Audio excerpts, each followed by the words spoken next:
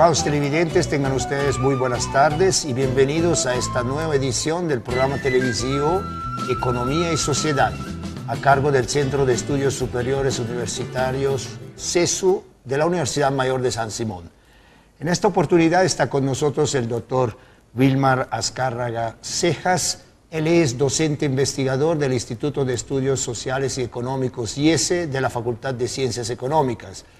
Wilmar, un gusto, un placer tenerte nuevamente en el programa. Bienvenido. Bueno, buenas tardes, Silvano. Te agradezco mucho por la invitación a tu programa, ¿no? En esta oportunidad vamos a un poco reflexionar alrededor de un tema que siempre está ahí latente y pendiente. Para un país, el contar con recursos naturales es una bendición o es una maldición y finalmente una tragedia. Y vamos a contestar a una pregunta: ¿por qué es tan difícil transitar de la riqueza natural al desarrollo económico-social?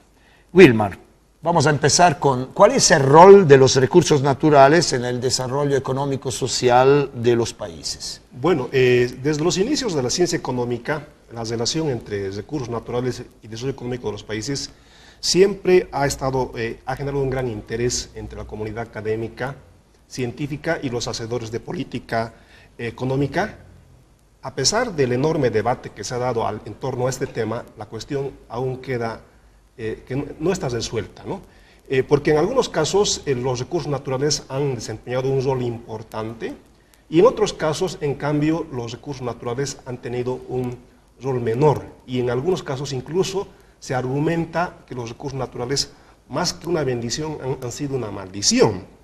Entonces, el debate recobra importancia hoy en día porque muchos países, particularmente en América Latina, han puesto sus estrategias de desarrollo centradas alrededor de los recursos naturales, ¿no? La historia registra muchos casos en los cuales la abundancia de recursos naturales en los cuales en esos países han iniciado su despegue económico gracias al capital natural. En cambio, y hoy en día estos países son desarrollados. Es el caso de los países, de tres de los países más grandes ricos en capital natural, como son en la actualidad Noruega, Nueva Zelanda y Canadá. Están entre los países más desarrollados cuyo desarrollo se ha centrado en la utilización de los recursos naturales. Más recientemente, hace como 100 años, Australia, Estados Unidos y algunos países escandinavos también han utilizado los recursos naturales como una estrategia en su desarrollo económico. Sin embargo, es también de reconocer que son numerosos los países ricos en recursos naturales que no han podido utilizar la riqueza de capital natural, de recursos naturales, para el desarrollo económico. De hecho, estos países tienen elevados niveles de pobreza, corrupción y conflicto que se ha generado alrededor de la abundancia de los recursos naturales. Trayectorias tan dispares entre países que sí han logrado utilizar los recursos naturales como una estrategia de desarrollo que ha funcionado, y en otros países la abundancia ha sido más bien no una bendición, sino una maldición, pone en tela de juicio y nos invita a reflexionar de manera más detenida al respecto, ¿no? Entonces, de la revisión teórica y empírica sobre el tema de relación de recursos naturales y desarrollo económico, surge que no existe un fenómeno monótono de la relación entre recursos naturales y desarrollo económico. Es decir, no tener más recursos naturales no necesariamente ha implicado desarrollo económico de los países. La evidencia empírica muestra que hay países ricos en recursos naturales que no han logrado desarrollo económico y hay países pobres en recursos naturales que en cambio han logrado superar estas cuestiones estructurales y que han tenido buen desempeño económico, que hoy en día, como es el caso de Nueva Zelanda, Noruega, que hace 40, 50 años era un país primario exportador, exportaba fundamentalmente petróleo, hoy en día es un país desarrollado. Entonces, para hacer esa parte, como se ha dicho, la relación entre recursos naturales y desarrollo económico de los países en la literatura ha sido un objeto de permanente análisis, en tanto que muchos países con abundantes recursos naturales no han logrado convertir su riqueza natural en desarrollo económico. Esta transición de abundantes recursos naturales al desarrollo económico de los países más bien ha sido una excepción más que una regla. A tal punto que en la literatura económica a estos países de abundantes recursos naturales se los considera que sufren de la enfermedad holandesa o de la maldición de los recursos naturales. Bueno, Wilmar, para ubicarnos, ¿no? Nosotros tenemos la idea de que Bolivia es un país rico en recursos naturales, pero que todavía no ha encontrado el camino correcto para llegar al desarrollo. Es así, ¿no? Sí, evidentemente Bolivia y en general los países de América del Sur son países ricos en recursos naturales, son ricos en recursos naturales. Y en el caso de Bolivia, más del 95,3% de lo que exporta son productos básicos. Y esta es una característica estructural típica, particularmente de los países de América del Sur, ¿no? Son países, en lo fundamental, son países primario exportadores, que gracias al boom del 2000, a la década, a la superdécada del crecimiento económico del 2000 a 2013, que alcanzaron elevadas tasas de crecimiento económico, pero que no están pudiendo sostener esas tasas de crecimiento económico elevadas. Ahora, ¿por qué esta relación entre recursos naturales y desarrollo económico es importante? Porque el capital natural en los países en desarrollo representa 26% de la riqueza total, en relación a países de ingreso medio, en los cuales la capital natural representa el 13% de la riqueza total, y en los países industrializados representa menos del 2%. Es decir, en los países de América Latina y en particular de los países en desarrollo, la mayor parte, más de la cuarta parte de la riqueza total de los países todavía radica en los recursos naturales. Y Wilmar, ¿por qué es tan difícil, digamos, la transición entre la riqueza natural al desarrollo económico y social? Al respecto, esto es una cuestión muy importante y que ha ocupado a las mentes más lúcidas en economía. Y esto tiene que ver, al respecto existen dos enfoques teóricos. Dos enfoques teóricos. ¿Cuáles son? Uno es el enfoque de la enfermedad holandesa y el enfoque de la paradoja de la abundancia de los recursos naturales o de la maldición de los recursos naturales. El primer enfoque es más de economía política. En este enfoque los autores sostienen que en el mundo emergente, que en el mundo en desarrollo, prolifera la maldición de los recursos naturales, es decir, una situación en la cual existe la paradoja, todavía por explicar, y de hecho algunos consideran que es un misterio, que la abundancia de recursos naturales tiene que ver con un magro desempeño económico, es decir, los países abundantes en recursos naturales en general tienen bajas tasas de crecimiento económico. Y hay evidencia empírica, se ha discutido bastante el tema, pero uno de los trabajos pioneros al respecto fue de Sachs y Warner, que justamente muestran esta relación negativa, inversa, entre abundancia de recursos naturales y el crecimiento económico de los países. Entonces, según este enfoque, se trata de países con instituciones frágiles, sociedades civiles poco participativas, donde el contexto propicio es propicio para que la sociedad quede entrampada en un ciclo vicioso de dependencia de recursos naturales, de debilidad institucional y una ciudadanía devaluada.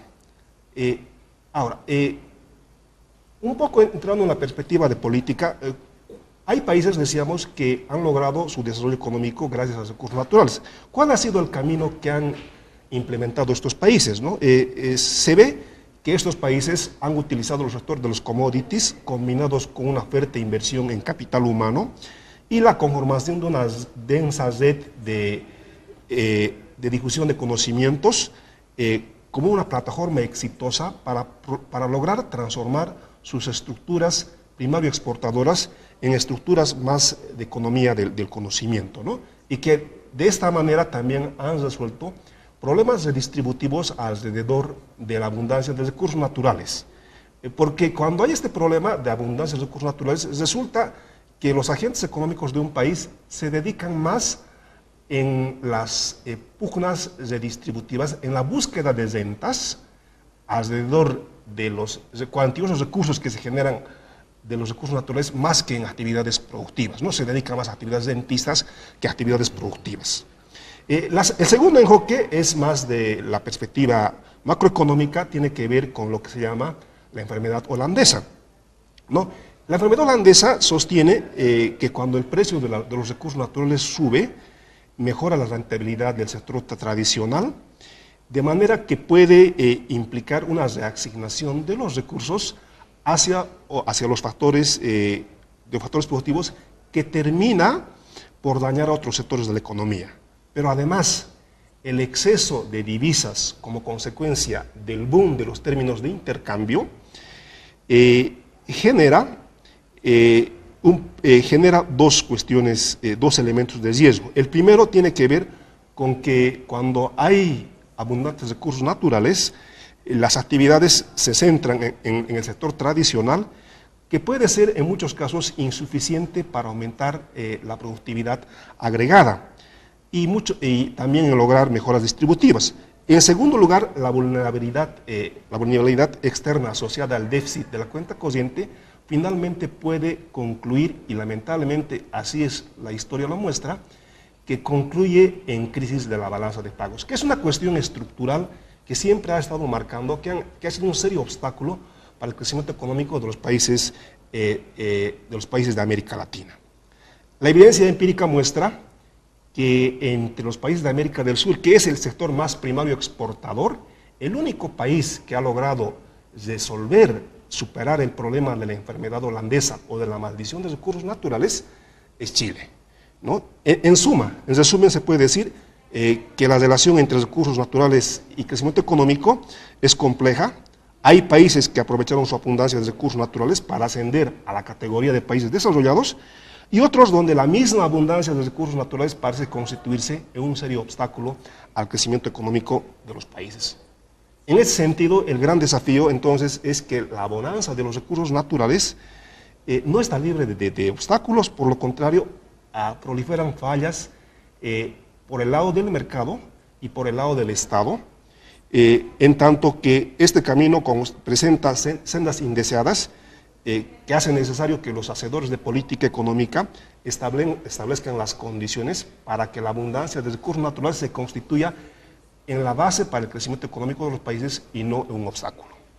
¿Y cuáles son las condiciones que pueden promover una industrialización a partir o basada en los recursos naturales? Existe coincidencia desde ambos enfoques teóricos, de la enfermedad holandesa y de la maldición de los recursos naturales, en señalar que las condiciones para una estrategia de desarrollo basada en recursos naturales debe tener los siguientes elementos. Uno, la creación de fondos de reserva con fines de estabilización macroeconómica y de inversión a largo plazo en beneficio de las generaciones futuras, en la construcción de capital humano para la adquisición y fortalecimiento de capacidades productivas e innovativas, como primer elemento, ¿no? Este es un elemento importante que lo han utilizado la experiencia exitosa de Noruega y también el caso de Chile, que tiene el Fondo de Estabilización del Cobre, que cuando hay abundantes recursos de la exportación de cobre, no todo lo utilizan en gastos, sino que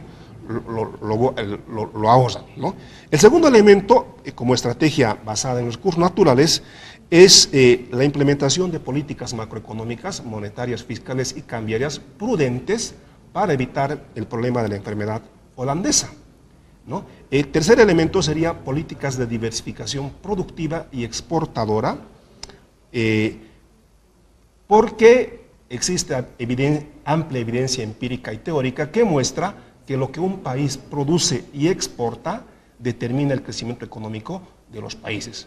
En alguna sesión decíamos, los países se transforman finalmente en lo que producen y en lo que exportan, ¿no? Entonces es importante, ¿no?, la diversificación de la estructura productiva y exportadora.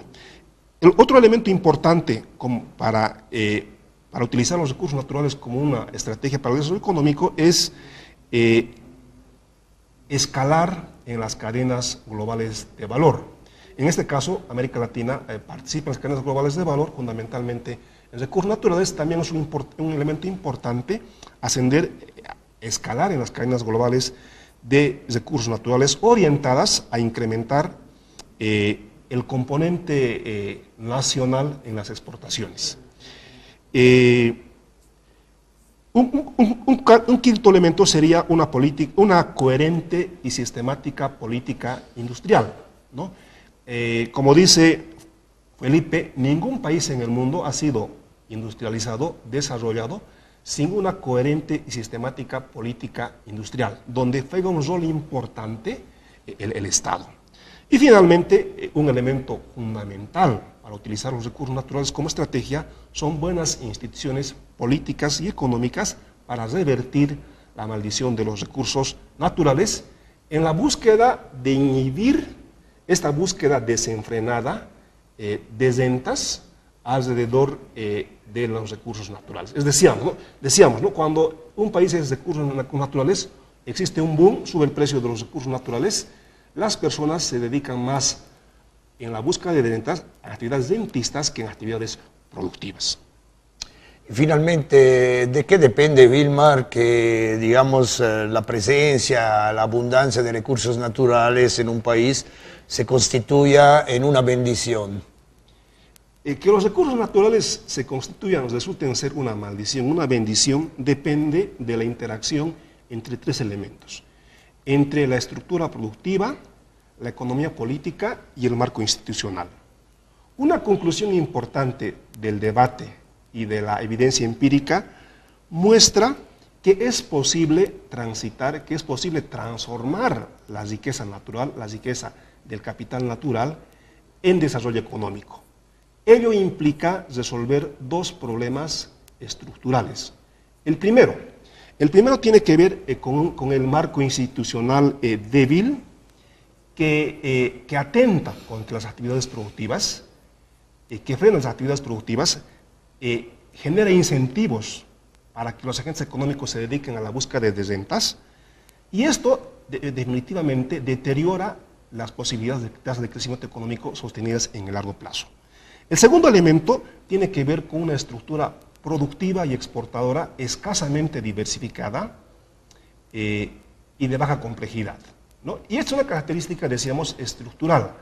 América Latina y en particular Bolivia tiene una estructura, sigue siendo primario exportadora. Decíamos al principio que más del 95% de lo que exporta Bolivia son recursos naturales.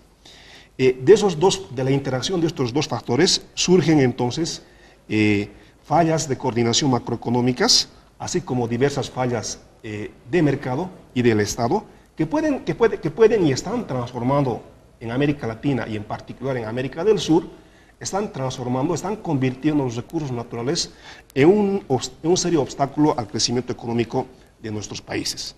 Entonces, ¿qué implica esto en términos de política pública?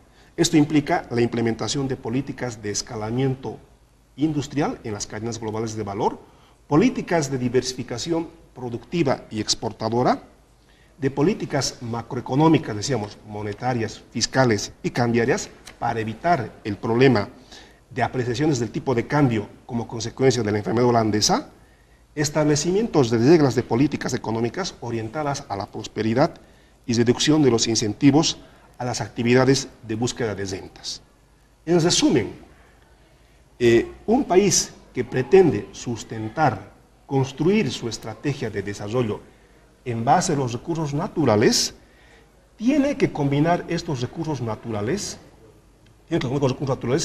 con políticas adecuadas, con un capital humano adecuado, con instituciones políticas y económicas adecuadas.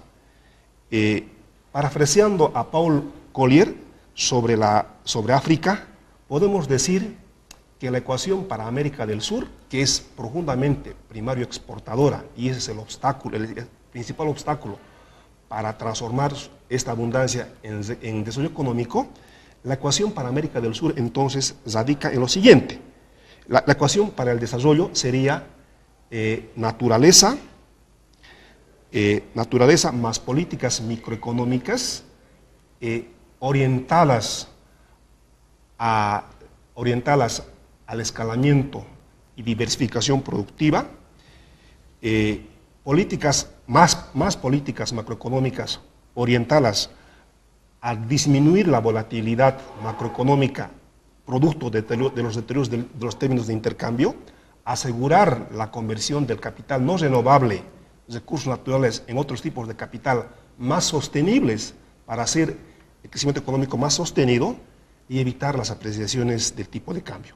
Más instituciones económicas y políticas para que la distribución de la riqueza, de la renta, de los recursos naturales sea equitativa y generalizado. Entonces, esto nos daría que, naturaleza, más políticas macroeconómicas, más políticas microeconómicas, más instituciones económicas y políticas adecuadas, nos darían el desarrollo económico de América Latina. Es decir, combinar estos factores nos permitirían convertir esta abundancia de recursos naturales en un instrumento valioso para el crecimiento económico de los países. Y bueno, Wilmar, para un poco aterrizar a Bolivia, ¿por dónde vamos a empezar? ¿Cuáles podrían ser los elementos de éxito para un poco encaminar el proceso y llegar a esa ecuación que acabas de explicar? Bueno, la ecuación de convertir los recursos naturales en desarrollo económico implica ciertos desafíos, ¿no? Tenemos la riqueza natural. Hay varios niveles, ¿no? El primer nivel, tal vez el más... creo que hemos logrado avances importantes, aunque rápidamente se están también deteriorando. Creo que la principal fortaleza era la estabilidad macroeconómica, ¿no? Aunque también hay todavía debate sobre el tipo de cambio, ¿no? Pero los mayores desafíos yo creo que radican en las políticas de tipo microeconómica, de tipo estructural, ¿no? Si bien el gobierno en su estrategia de desarrollo 2000-2025 se ha propuesto cambiar la estructura de primario exportadora a una economía del conocimiento, por eso Cochabamba ha sido declarada ciudad del conocimiento, de la tecnología y de la innovación, en realidad durante este gobierno no se han logrado avances importantes, ¿no? Entonces, todavía, decía, es un dato inevitable, digamos, ¿no? 95%, más del 95.3% de lo que exporta Bolivia son productos básicos. Y de hecho, el hecho de tener el 2013, la década dorada del crecimiento económico boliviano, que todavía Bolivia crece mucho más que cualquier país en América del Sur, eso ha implicado, en términos de datos, que la estructura boliviana y en general la de América del Sur se ha reprimarizado. Es mucho más primario exportadora que hace 15, 10 años, ¿no? Entonces, sí tenemos algunos avances en términos macroeconómicos que también lo podemos discutir en otro programa sobre el rol del tipo de cambio, porque hay incluso, podemos tratar en otro tema, hay literatura sobre el caso boliviano que algunos dicen que Bolivia sufre de enfermedad holandesa. Y hay algunos que dicen que no, pero hay una evidencia empírica que sí, Bolivia, como todos los países de América del Sur, sí adolece consecuencias de la enfermedad holandesa, ¿no? Entonces el tipo de cambio sí está apreciado y es un serio obstáculo, por eso los empresarios sistemáticamente van reclamando esto, ¿no? Pero el terreno más complicado de avanzar es tal vez el tema de forma estructural, ¿no? Ahí sí implican más políticas de tipo estructural, ¿no? Cambiar la estructura primario exportadora, si bien es un elemento importante de la estrategia gubernamental nacional, no se han logrado avances muy importantes, ¿no? Entonces, eso, digamos, es la cuestión estructural. Entonces, lo de políticas macroeconómicas sí parcialmente podríamos decir que sí tenemos cierto avance, pero donde existen mayores desafíos es en el tema de cambio de la matriz productiva exportadora del país, es más primarizada, pero además Bolivia, y un factor importante para cambiar la estructura primaria exportadora, pues es el gasto la inversión, el gasto en investigación y desarrollo. Un dato reciente muestra que Bolivia gasta 0.16% en investigación y desarrollo, ¿no? Entonces, y en general, el promedio latinoamericano es 0.70% como porcentaje del PIB, ¿no? Tres países, México, Argentina y Brasil, representan 80% del gasto en investigación y desarrollo. A nivel de la región, el país que más invierte en investigación y desarrollo es Brasil, ¿no? Y también, además, América Latina también ya es bastante heterogénea, ¿no? Porque si bien América del Central, México particularmente, ha cambiado su estructura primaria exportadora era primero exportadora, ahora es de manufacturas de muy alta tecnología, Brasil y particularmente Argentina todavía sigue siendo primario exportadora. Entonces, un elemento importante para cambiar esa estructura primario exportadora, que como estamos argumentando es un obstáculo serio al desarrollo económico, es el aumento del gasto en inversión y desarrollo, mejoramiento del capital humano, ¿no? Entonces, y en eso creo que algunas veces discutimos, también juega un rol importante pues, el mejoramiento de la calidad de la educación superior, ¿no? En las universidades de rango mundial. Bueno, doctora Azcárraga, querido Vilmar, muchísimas gracias por estar en el programa. El día de hoy, estimados televidentes, hemos tratado de responder a la pregunta ¿por qué es tan difícil transitar de la riqueza natural al desarrollo económico-social? Esperamos que el tema haya sido de su agrado. Gracias por su fidelidad. Hasta una próxima oportunidad. Muy buenas tardes.